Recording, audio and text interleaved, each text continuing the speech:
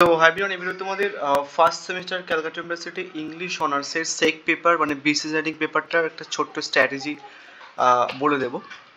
তার আগে তোমাদের ডিএসসি 1 কোশ্চেন পেপার একটুখানি অ্যানালাইসিস করে দিই কতটা কি কমন এসছে, অ্যান্ড অ্যানালাইসিসটা পারলে একটুখানি দেখে নিও। তার কারণ তোমাদের নেক্সট সেমিস্টারে কিন্তু অ্যানালাইসিসটা কাজে লাগতে পারে। কেন বলছি যে আমি যেমনভাবে সাজেশন ভিডিও পোস্ট করি, অ্যাকচুয়ালি যেমনভাবে মানে প্রথমে পোস্ট করলাম, তারপরে পোস্ট করি, তারপরে পোস্ট করি, এমন করতে করতে দেখবে অনেকগুলো ভিডিও পোস্ট করি। সো যারা প্রথম থেকে ভিডিও দেখে আসছো আমার, যদি প্রথম থেকে ফলো করে থাকো, তাহলে এই জাস্ট এই প্রশ্নটা বাদ দিয়ে, মানে এই প্রশ্নটা বাদ দিয়ে সব কটা কোশ্চেন্স কিন্তু কমন ছিল, সুবাহু কমন ছিল, ঠিক আছে।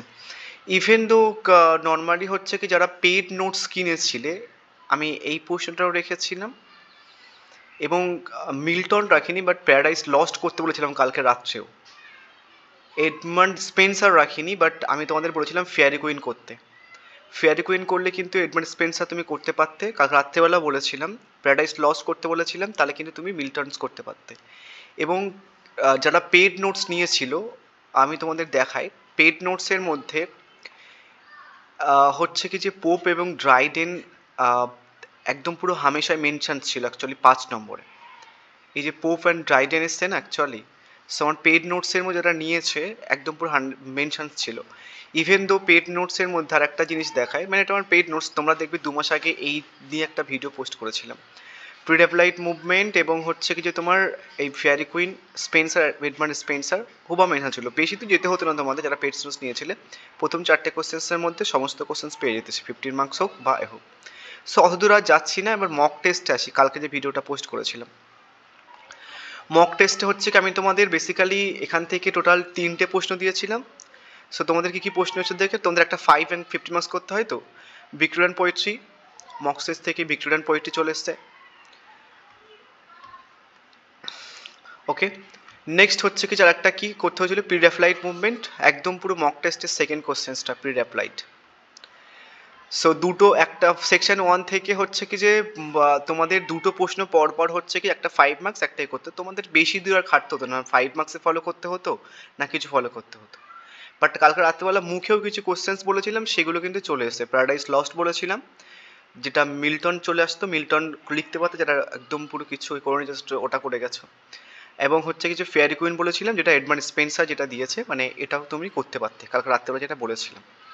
সো ইউজুয়ালি হচ্ছে কি যে মানে যে কটা তোমাদের লিখতে হয় সেই কটার বেশি যদি সাজেশনস কমন আছে সেটাকে 100% কমন বলা হয়।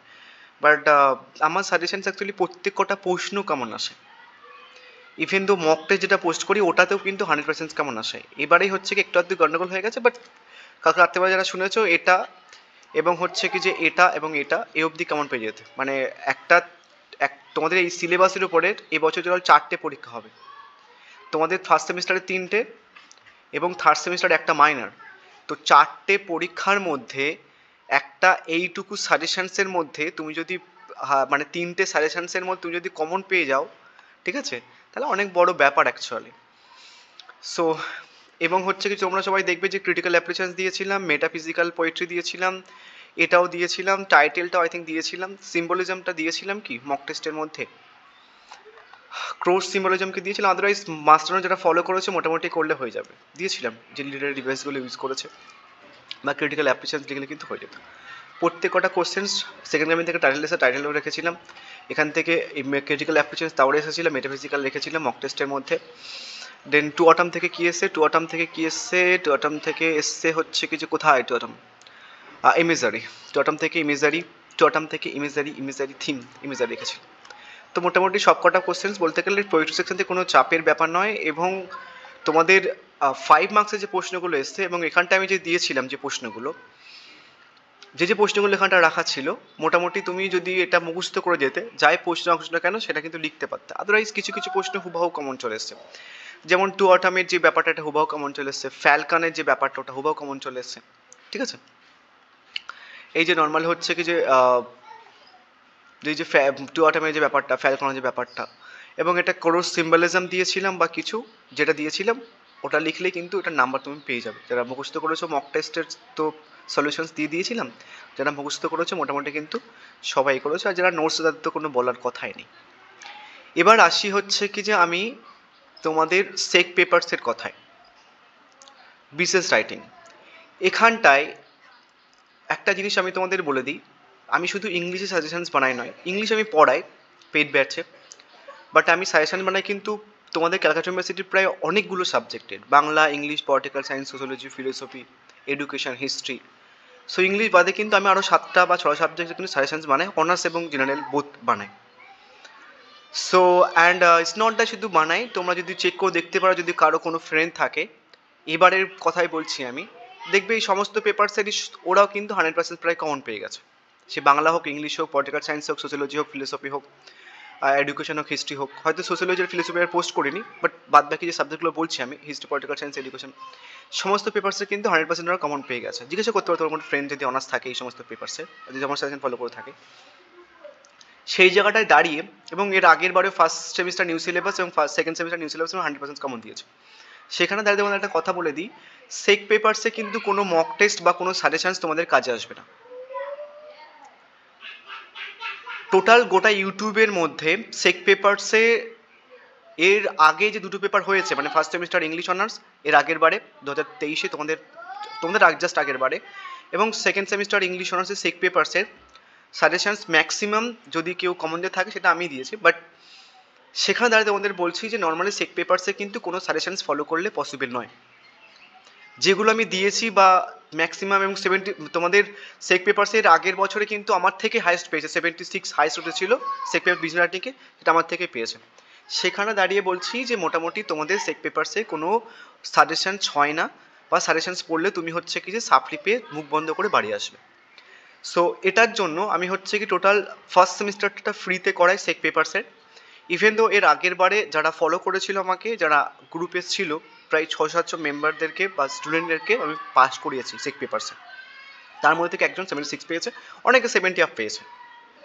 সো এবারেও কিন্তু আমি তোমাদের সেক পেপার বিজনেস পেপারটা টোটালি ফ্রিতে করাচ্ছি, যেখানটায় তুমি হচ্ছে কি যে প্রত্যেক কটা রাইটিংয়ের প্রিভিয়াস ইয়ারের সলিউশনস, প্রিভিয়াস ইয়ার শুধু এর আগের বারের কোশ্চেন্স নয়, তোমাদের আগের বারে যে বিজনেস পেপারটা রয়েছে বা সিলেবাসটা রয়েছে, এই যে সিলেবাসটা যারা গ্রুপের তারা জানে, এই সিলেবাসটা কিন্তু এর আগের বারে অনার্সদের ছিল এবং জেনারেলদের ছিল। তো এরকমভাবে কিন্তু 2019 থেকে 2019-এর হচ্ছে কি যে থার্ড সেমিস্টারে ছিল এই পেপারটা, ইংলিশ অনার্সের থার্ড সেমিস্টারের অনার্স, থার্ড সেম জেনারেল এবং ফিফথ সেম জেনারেল, এই তিনজনের কিন্তু তোমাদের সিনিয়রদের ছিল ওই সেম পেপারটা। তোদের প্রিভিয়াস ইয়ার কিন্তু কাজে লাগবে, এবং ওই প্রিভিয়াস ইয়ার থেকে কিন্তু অনেক কোশ্চেন্স রিপিট হয়, রিপিট না হলেও টপিক রিপিট হয়।